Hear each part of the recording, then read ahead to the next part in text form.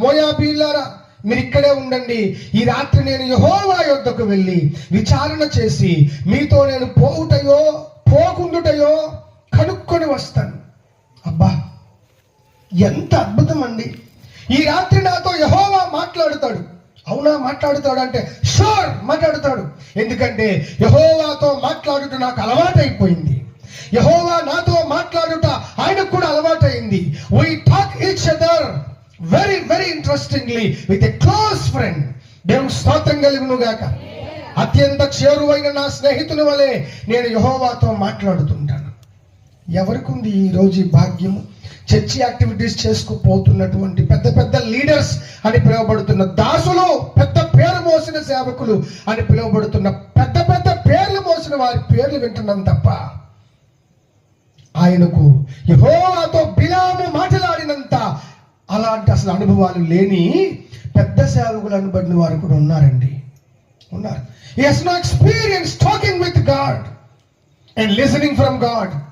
దేవుడితో మాట్లాడటం కానీ, దేవుడు తిరిగి మాట్లాడితే ఆ మాట్లాడిన మాటలు వినటము జరగడం కానీ ఎలాంటి అనుభవం లేని సేవకులు, విశ్వాసులు, ముఖ్యంగా భక్త జనాంగము ఈరోజు లేదు.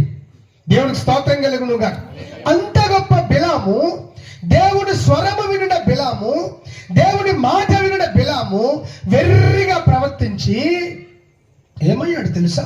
దేవుని మహాకృపకు, దేవుని మహాజ్ఞానమునకు ఒకానొక ఘట్టంలో పూర్తిగా దేవునిలో నుంచే, దేవుని సంకల్పాల్లో నుంచే పూర్తిగా దూరం అయిపోయాడు. యేసు దొరికిన సంబరము ఏ ప్రయోజనము లేదు, దేవుడు దొరికిన సంబరము ఏ ప్రయోజనము లేదు. దేవుడి మాట చాలా రోషంతో, బాధతో మాట్లాడుతున్నాడు. ఈరోజు ఈ వీధిలో గాని, క్రైస్తవం అని పిలువబడుతున్న క్రైస్తవంలో గాని, the Jesus is available, Jesus is found by them, but Jesus not with them. దేవునికి స్తోత్రం కలుగును గాక. వారు కష్టపడి యేసును కనుక్కున్నారు, యేసు వారికి కూడా దొరికాడు. కానీ యేసు యొక్క గొప్పతనము, యేసు యొక్క నిజమైన మహత్య కార్యములు, ఆయన అనుభవము ఈరోజు చాలా మంది విశ్వాసులకు లేదు, దొరకటం లేదంటాం. అసలు లేదు.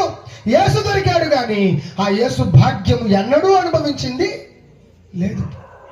ఇది కోకొల్లల మంది విశ్వాసులు ఉన్నారండి. క్రైస్తవ్యం దేవుని కృప వలన ఎంత శ్రమల మధ్యనైనా పెరుగుతూ వస్తుంది ఇన్ నంబర్, సంఖ్యలో. కానీ క్వాలిటీ విషయానికి వస్తే చాలా మంది క్రైస్తవులు అత్యంత బలహీనమైన రెల్లువలే మారిపోతున్నారు. బలమైన క్రైస్తవులుగా వారు తయారు కాలేకపోతున్నారు.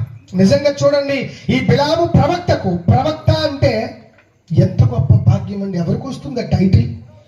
ఎవరికి వస్తుంది ఆ బిరుదు? ప్రవక్త. పాస్టర్ అంటేనే కాస్త ఎక్కువ మనం చూస్తాం. అందులో ఇంకో పెద్ద క్యాడర్ ఏంటంటే ప్రవక్త.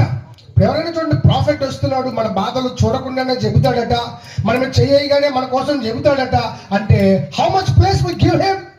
ఎంత పెద్ద ప్లేస్ ఇస్తామండి.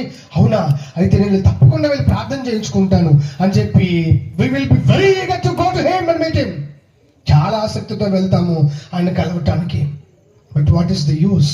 అలాంటి గొప్ప ప్రవక్త ఈ బిలాము, చాలా గొప్ప ప్రవక్త. చెబుతున్నాను కదా, యేసుక్రీస్తు యొక్క జననమును ప్రవచించినటువంటి వారిలో అద్భుతమైనటువంటి గొప్ప ప్రవక్త. తార ఉదయిస్తుంది, ఆకాశములో నక్షత్రము ఉదయిస్తుంది. అది యాకోబు, ఇజ్రాయేల్ దేశములో ఒక మహా గొప్ప నక్షత్రం వస్తుందని యేసు జననము చెప్పిన గొప్ప ప్రవక్త. కానీ ఏం లాభం? అంత గొప్ప ప్రవక్తకు దేవుడు దొరికాడు కానీ ఇంత గొప్ప దేవుడు దొరికాడని ఈ ప్రవక్త మాత్రం గుర్తించలేకపోయాడు. చాలా బలహీనమిలో చాలా మందికి యేసు దొరుకుతున్నాడు, యేసు వాక్యం దొరుకుతుంది, పెద్ద చర్చలు దొరుకుతున్నాయి, కంఫర్టబుల్ చైర్స్ దొరుకుతున్నాయి, చాలా మంచిగా అనేక మంది విశ్వాసులు తోడుగా దొరుకుతున్నారు. కానీ ఏం లాభం? యేసుతోనే ఉంటూ యేసు నుంచి వేరే బతకాలన్న దుష్ట ఆలోచనలు ఎంతో మంది భక్తుల్లో నుంచి బయలుదేరుతున్నాయండి. ఎక్కడి నుంచి? లోకంలో నుంచి బయలుదేరడం కోసం మనం చెప్పుకోని అక్కర్లే, అవి బయలుదేరతాయి. కానీ పాయింట్ ఏంటంటే భక్తుల్లో ఉన్న భక్తిహీనత ఎక్కడ ఉన్నది? అదేంటంటే ఆ పేరే భక్తుడు కదా, మళ్ళీ భక్తిహీనత ఏంటంటే అదే కదా బాధ.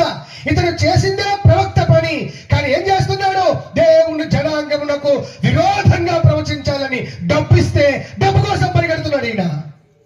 డబ్బు కోసం ఈరోజు దైవత్వాన్ని, దేవుని వాక్యాన్ని, దేవుని గొప్పతనాన్ని ఎవరినో మెప్పించాలని సంఘాలనే కుటుంబాలనే తాకట్టు పెట్టేసిన పాస్టర్లు ఎంతమంది లేరండి?